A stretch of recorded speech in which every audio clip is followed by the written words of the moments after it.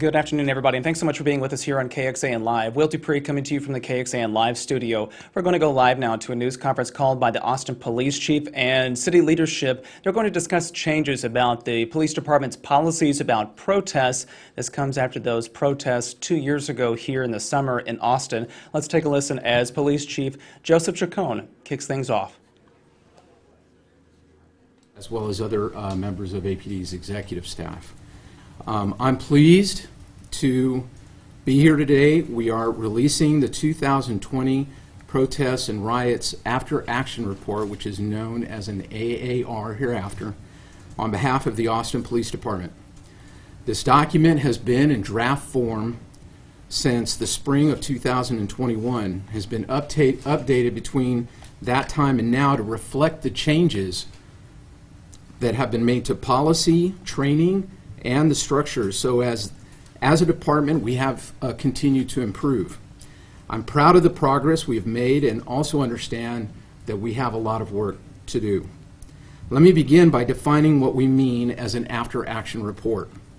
It is a critical tool used to analyze an event, the response to that event, and the outcome, so that as an agency we may improve and better serve the community. The report also outlines a roadmap for safe and effective responses in the future. The report is a formalized process that allows us to take into consideration multiple viewpoints regarding the full picture of events and create a shared understanding of what occurred. We use the AAR to identify what worked and what did not, propose measures to address any problematic issues that were identified, and better understand lessons learned from a collective viewpoint. The review process yielded some key findings for APD. Before getting into some of the shortcomings identified, I would like to acknowledge two important factors that demonstrated strengths within APD. First, we recognized that the less lethal beanbag munition did not perform as expected, which resulted in unintended injuries. Once this became apparent during the protests, APD leadership explicitly prohibited the use of the less lethal beanbag shotguns. This action demonstrated the department's ability to adapt to evolving circumstances.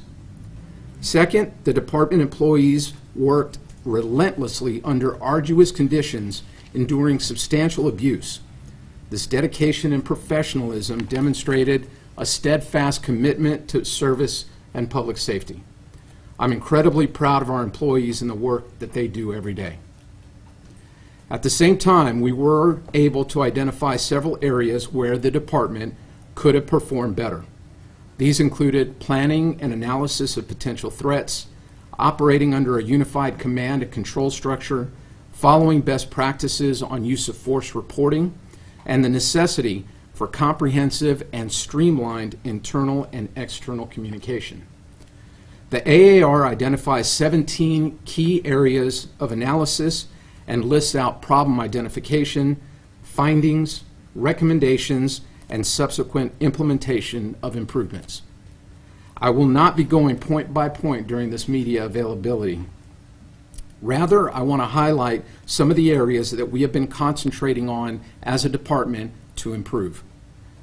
First, de-escalation techniques and training.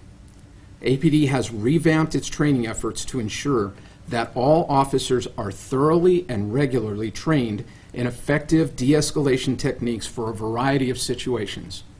These techniques include tactics such as active listening and clear verbal communication, maintaining a safe distance, explanations of actions and any consequences, and securing additional resources. This training is occurring in both cadet training as part of our new academy model, as well as during in-service training with our current officers. Next, improvements to mobile field force. APD's deployment of department resources highlighted a need for regular and ongoing mobile field force, crowd management, and riot control training for all officers. The clarified process and training was highlighted when in early May of this year, large-scale protests occurred in Austin related to the Supreme Court decision affecting Roe v. Wade. APD was poised and prepared to effectively support the citizens of Austin in their efforts to participate in safe demonstrations free of property destruction and violence. Finally, training for an integrated response within various APD units. In the early days of the 2020 protests, all APD personnel were on tactical alert and required a great deal of collaboration with the department's special response team and with one another. Not everyone was familiar with the responsibilities, the duties, and procedures of SRT or the other specialized units, making a coordinated response more challenging to achieve. APD now conducts integrated department-wide trainings across the various specialized response units. These collaborative joint operation trainings allow the different tactical response units to familiarize themselves with the roles and capabilities of the other units and to be better prepared for a thorough and efficient rollout of mobile field force in the future. As a final note, I want to address what I think will be the prevailing question related to the release of this after-action report. Why now? Why did it take so long to release? The review and analysis of the protests from 2020 have been ongoing since that summer. From the very beginning of the protests and riots, APD has been working to identify problem situations and responses so that strategies that are more effective could be employed. I recognize that it has been just over 2 years since the protests and riots occurred, but please know that APD has been working diligently to ensure progress towards the identified areas in need of improvement. While an initial analysis of the protests was prepared in early 2021, APD experienced a change in department leadership around that time, which prompted a hold on releasing the AAR. When I began in my position as interim chief of police in the spring of 2021, I worked diligently to address numerous focus areas, and the efforts to reimagine public safety became front and center for the department and for me. Much of this reimagining work really grew from the summer 2020 protests and the issues that we had begun to identify in the AAR. While the actual report was on the back burner for a bit, the work APD was doing to create stronger and more accountable policies and procedures was always underway. Standing here today, I feel confident in the release of this report and its inclusion of implementation steps for each focus area. We have accomplished a great deal in the past 2 years and fully recognize that we have more to achieve. My closing message for this media availability is this. I can promise you that we will never see another response similar to the one in summer of 2020. The way that we have changed our policies, our training, and the cross-training that we're doing across the department will ensure that we are better prepared, better trained, better equipped than we've ever been before, and that we will not see a repeat of the events of summer 2020. Estoy orgulloso de presentar esta tarde el informe posterior a la acción de APD para las protestas de 2020. Hemos estado trabajando en este informe durante casi 2 años y estamos contentos de poder finalmente presentarlo aquí, completo y sin editar. Tiene 17 áreas que se examinaron, se hicieron recomendaciones y, en última instancia, se implementaron esas recomendaciones. Todavía tenemos mucho trabajo por hacer, pero este documento puede ayudar a hallar esos esfuerzos en el futuro. That concludes our prepared comments. The after-action report will be officially distributed at 2 p.m. And I am here if there are any questions. Would this analysis and these changes have been made and reviewed even if there wasn't public outcry or suits against the city? Yes, we had actually started the after-action review process well before any any lawsuits had been filed, and of course, there were ongoing complaints that were filed with the Office of Police Oversight, but that was somewhat independent of the actual after-action report. Is there a specific policy when it comes to protests? Or as a department, are you guys going to review the actions after every big one, like the one that we saw in May as well? So there is always a debrief at the very least that occurs after every large-scale incident that we respond to, and then for something as large as this protest, an after-action report is appropriate. Do y'all think that the injuries to protesters were a result of the expired munitions, or do you think it was the fact that officers were shooting people in the head with these munitions? For example, if someone was shot in the eye with a munition that was not expired, I would imagine that they would still be injured. So as I explained kind of earlier in this process, the beanbag munitions did not perform the way that we had thought they would or that it was intended. And therefore, we've stopped using those. I think that how all that, is going to play out as some of our officers are under indictment right now related to the use of those munitions I think is going to play itself out in court. Anything you can disclose about the agents that you're referring to, the ones that are in administrative leave because of all this? There's no news on that right now. They're still on administrative leave, and we're awaiting any updates that might come from court. Have those officers said anything about what they did intend with those less than lethal beanbag rounds? Well, certainly they participated in interviews with Internal Affairs. That is information right now that I cannot disclose, but certainly that information has been at some point gathered from them. How long did it take to take those out of use that day? It was 2 days into the protest before their use was suspended. I think you touched on it, but what's going to be like the biggest changes now? There's a number of changes, and you'll actually see them in the report. There's 17 different focus areas. It's everything from command and control structure, making sure that we're embracing the incident command structure, deployment strategies. There's a number of different areas. And just remember, an after-action report is designed to help the entity, in this case the police department, analyze the event, look at what the weaknesses were, perhaps in its response, and then learn from those and get better. And I think that we've demonstrated that in this report. Is APD going to change who is on SRT? There's been a significant turnover in the leadership in SRT over the last couple of years, and you'll see also in the report there is some description as to how much training. They're doing much more training than they've ever done before now to prepare, as well as that kind of cross-jurisdictional training that we've been talking about, that they're working with other specialized units so that we aren't relying simply on SRT if we have something like this happen again. We're going to have other units that are going to be able to assist them and have a much better and much more coordinated response. Did y'all conclude that it's better to have a larger SRT or a smaller team that's SRT? I can tell you that today we have a smaller team than we had in 2020. The analysis was not really about should we increase or decrease the size of SRT.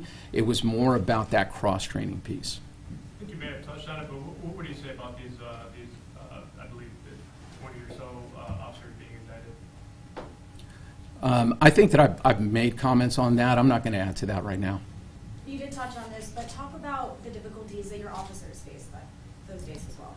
Yeah, you'll see beginning in the executive summary of the report that gives just a very brief idea because I think in some regard there was a thought that these were very peaceful protests.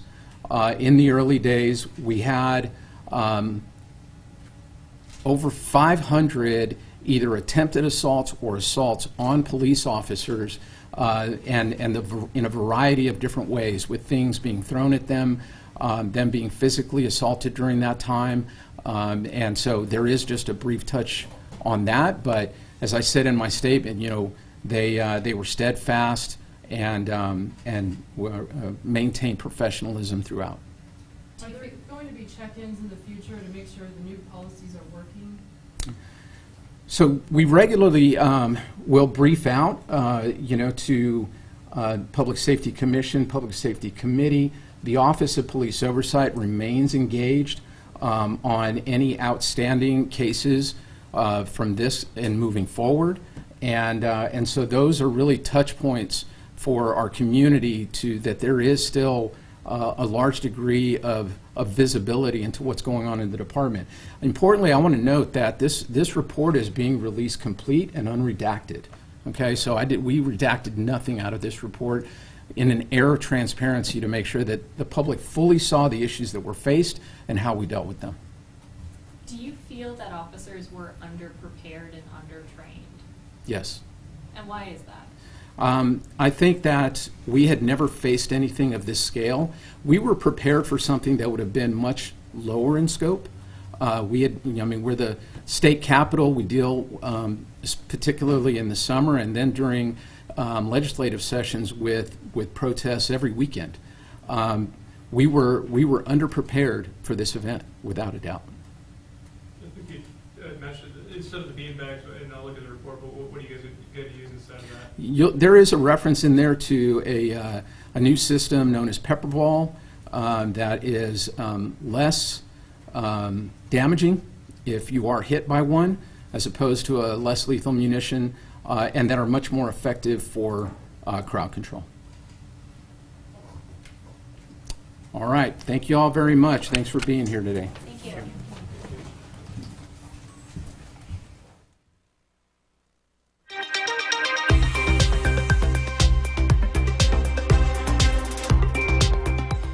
Thanks for sticking with us on KXAN Live. Will Dupree back in the KXAN Live studio as we see the police chief, the city manager, and other members of city and police leadership leave the lectern there. They're discussing this report that will be coming out within just minutes, discussing the police's change and what they plan to do now if such protests happen like they did back in 2020. A quote that is of note here from Police Chief Joseph Chacon. He said, quote, "I can promise you that we will never see another response similar to the one in summer 2020."